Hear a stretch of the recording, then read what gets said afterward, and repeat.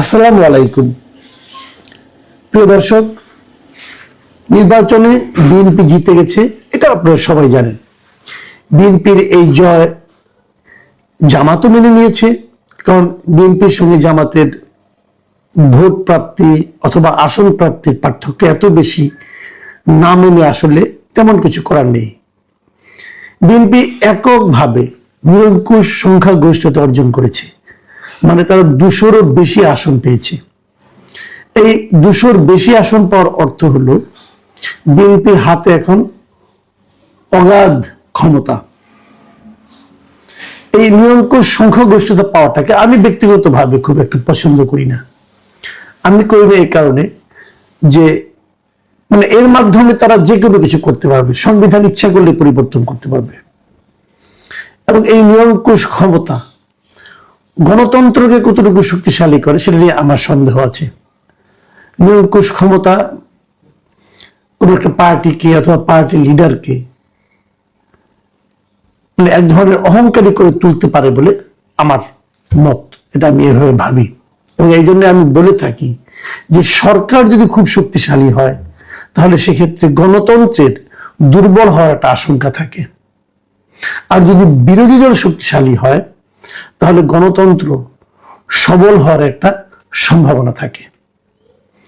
সে বিচারে বিএনপির এই নিরঙ্কুশ যে সংখ্যাগরিষ্ঠতা, এটা আমাকে একটু হলেও আমাকে শঙ্কিত করে। আমি খুব সতর্কভাবে বিএনপির দিকে তাকাবো এই কারণে। বিপরীত দিকে জামায়াত আসন সংখ্যা কম পেলেও আমার ধারণা 2-1 দিনের মধ্যে প্রকাশিত হবে জামাতের মোট ভোট কত শতাংশ তারা পেয়েছে, এবং আমার ধারণা জামাত এবার প্রচুর ভোট পেয়েছে। সেটা কিন্তু জামাতের শক্তিমত্তারই একটা পরিচয় বহন করবে। এগুলো নিয়ে আমি ডিটেল পরে আলাপ করব, আরো তো সময় আছে, আগামীতে আলাপ করতেই হবে। আজকে যে জিনিসটা আমি আলাপ করতে চাই যে নির্বাচনে কিছু খুবই আলোচিত প্রার্থী, তাদের কি অবস্থা হলো, কে কে জিতলেন, কে কে জিতলেন না, প্রধান পার্টিগুলোর কি অবস্থা হলো, ফাঁপানো বেলুনের মতো কারা কারা ছিলেন, এগুলো নিয়ে আমি একটু কথা বলতে চাই আজকে। বিএনপি, জামায়াত ইসলাম এবং এনসিপি প্রমাণিত হয়েছে এই তিনটাই হচ্ছে দেশের প্রধান তিনটা দল। জাতীয় পার্টি কালের গর্ভে হারিয়ে গেছে। জাতীয় পার্টির কোনো একজন নেতা জিততে পারেননি নির্বাচনে, এবং ইন্টারেস্টিং হলো এদের মধ্যে কেউ দ্বিতীয় স্থানেও আসতে পারেননি। জেনারেল এরশাদের হাতে গড়া দল অথবা অনেক সময় রংপুরের আঞ্চলিক দল হিসেবে পরিচিত সেই দল রংপুরেও কোনো একটা আসনে ন্যূনতম প্রতিদ্বন্দ্বিতায় আসতে পারেনি। দলের চেয়ারম্যান GM কাদের, দলের মহাসচিব পাটোয়ারি সাহেব, এদের ভরাডুবি ঘটেছে। এদের রাজনৈতিক ভবিষ্যৎ কি হবে এটা হয়তো সময় বলে দেবে, কিন্তু আমি মনে করি জাতীয় পার্টির এই নেতৃত্বের মাধ্যমে এই পার্টিকে টেনে তোলা সম্ভব হবে না। জাতীয় পার্টি আসলে এক ধরনের স্বাভাবিক মৃত্যুই হয়েছে বলে আমার কাছে মনে হয়েছে। জামায়াতে ইসলামের কথা বলি।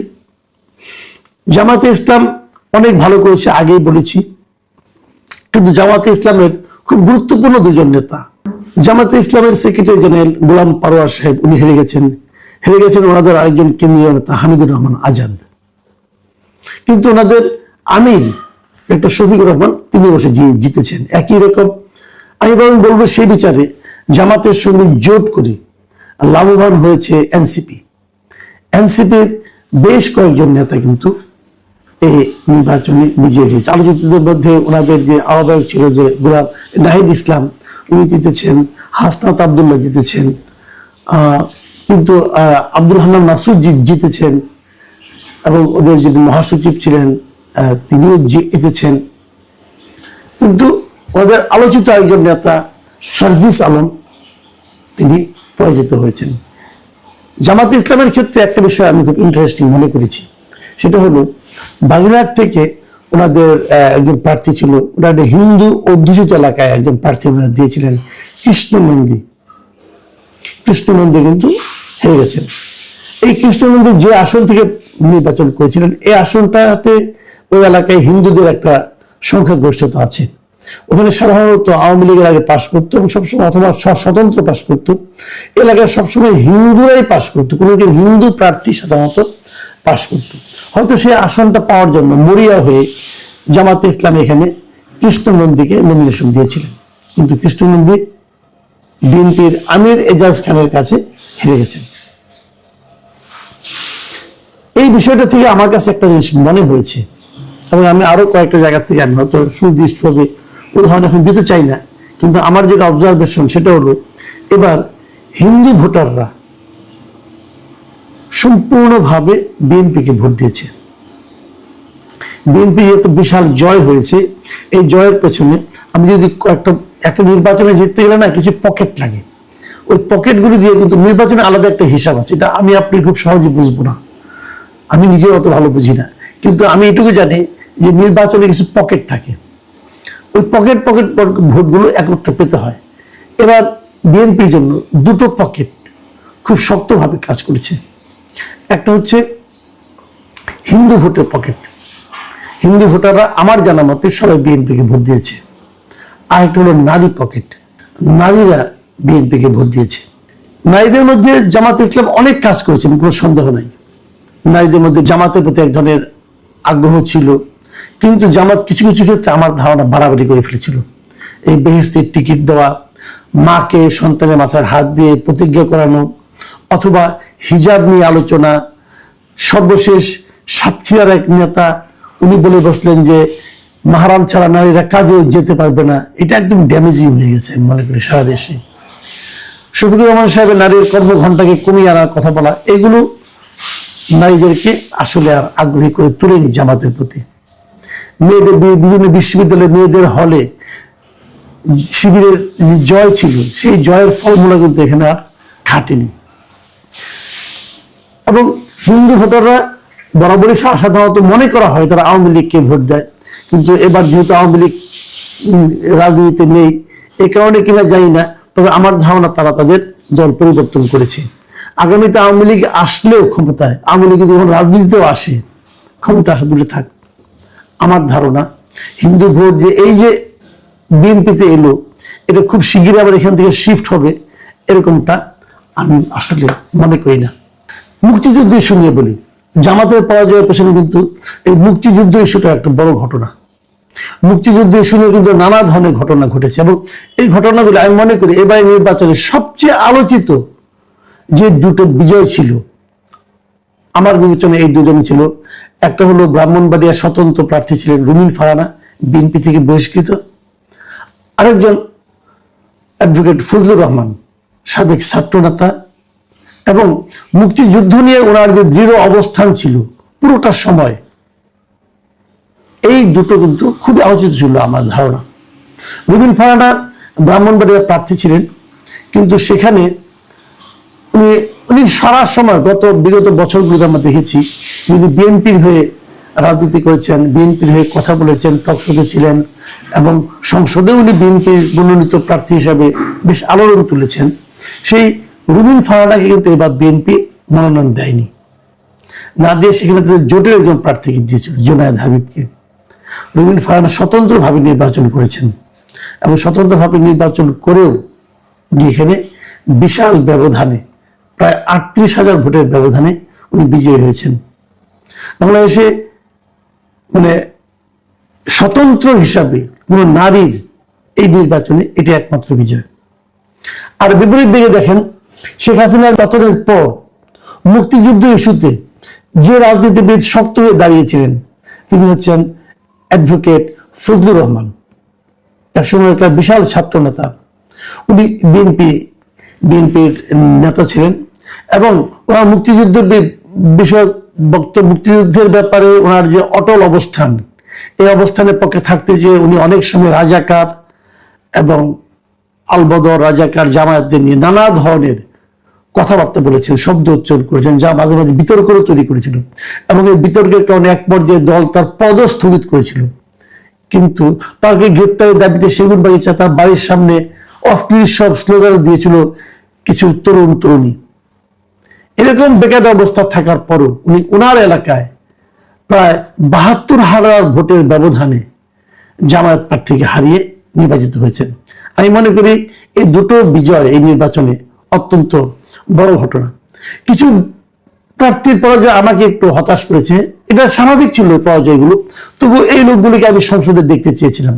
তার মধ্যে একজন হচ্ছেন এনসিপি থেকে পদত্যাগ করা, মানে এনসিপি জামাতের সঙ্গে জোটবদ্ধ হওয়ার কারণে এনসিপি থেকে পদত্যাগ করেছিলেন ডক্টর তাসনিম জারা।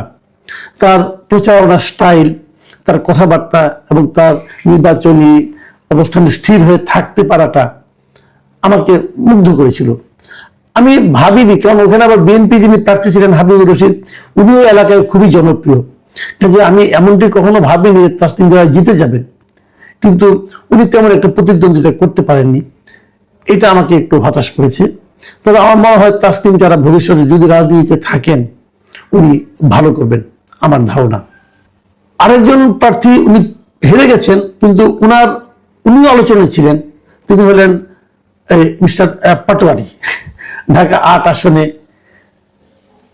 নাসিরউদ্দিন পাটোয়ারি, উনি ছিলেন মির্জা আব্বাসের প্রতিদ্বন্দ্বী, এবং উনি প্রতিদিনই নানা রকম আপত্তিকর কথাবার্তা, উত্তেজক কথাবার্তা বলে আলোচনায় থাকতেন। তবে আমার কাছে এটা খুব অবাক লেগেছে, উনি কিন্তু বেশ শক্ত প্রতিদ্বন্দ্বিতা গড়ে তুলেছিলেন মির্জা আব্বাসের বিরুদ্ধে। আমার মনে হয় মির্জা আব্বাসের রাজনীতি তার দীর্ঘদিন থাকা না থাকা নিয়ে উনি এখন দিয়ে চিন্তা করতে পারেন যে নাসিরউদ্দিন পাটোয়ারির মতো একজন প্রার্থীর কাছে ওনাকে এরকম নাজেহাল হওয়াটা ভোটে অন্তত পক্ষে, এটা আমাকে একটু হলেও অবাক করেছে।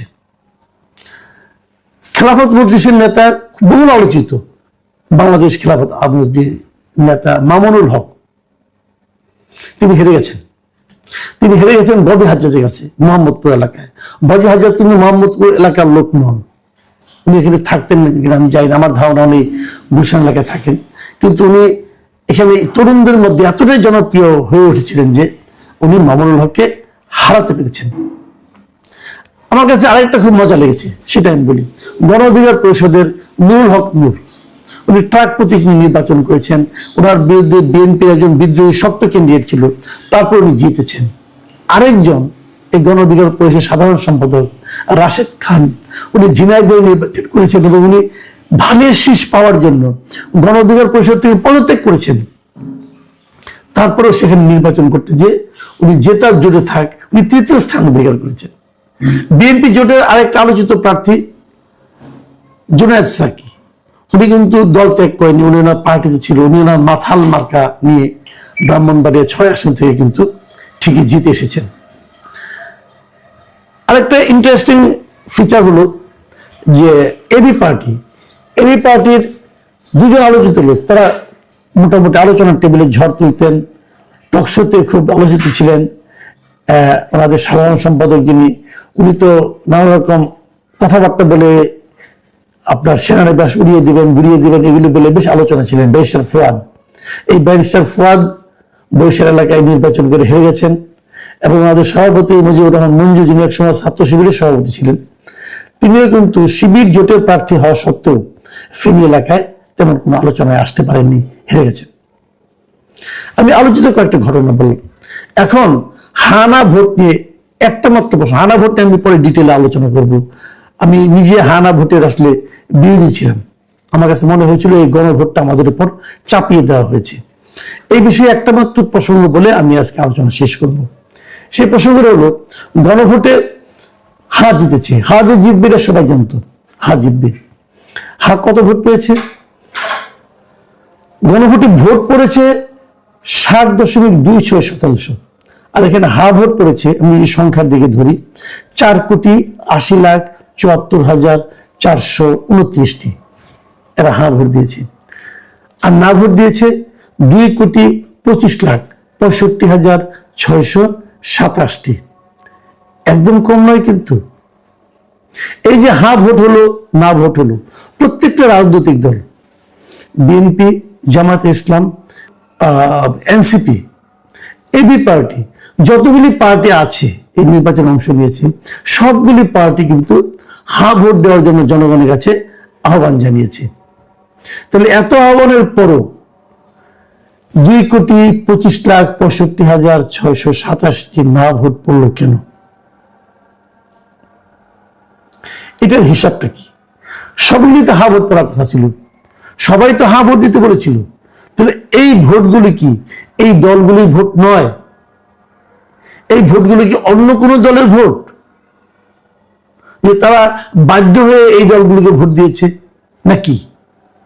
এই প্রশ্নটা থাকলো, আপনারা মনে মনে ভাবুন যে সবগুলি দল হা ভোট দিতে বলার পরেও এই অবাধ্য 2,25,00,000 ভোটার কারা? এরা কারা? আমিও পলিটিক্যাল পার্টিগুলিকে বলবো, যারা নির্বাচনে অংশ নিয়েছেন, যারা আপনাদের ভোট দিয়েছেন, তারা আপনাদের বাধ্য হয়ে গেছে এটা মনে করার কোনো কারণ নাই। এরা আপনাদেরকে প্রশ্ন করবে, সবাই আপনাদের অনুগত থাকবে না, এরা এদের অধিকার আদায় করে নেবে। আপনাদের হয়তো বাধ্য হয়ে ভোট দিয়েছে, আর কেউ ছিল না বলে, আপনি হলেন অগত্যা চয়েস। কাজেই নির্বাচিত হওয়ার পর, দায়িত্ব পাওয়ার পর আপনাদের প্রতিটা কর্মকাণ্ড কিন্তু এই লোকগুলো তাদের নজরে রাখবেন। প্রিয় দর্শক, এখন এ পর্যন্তই। আল্লাহ হাফেজ।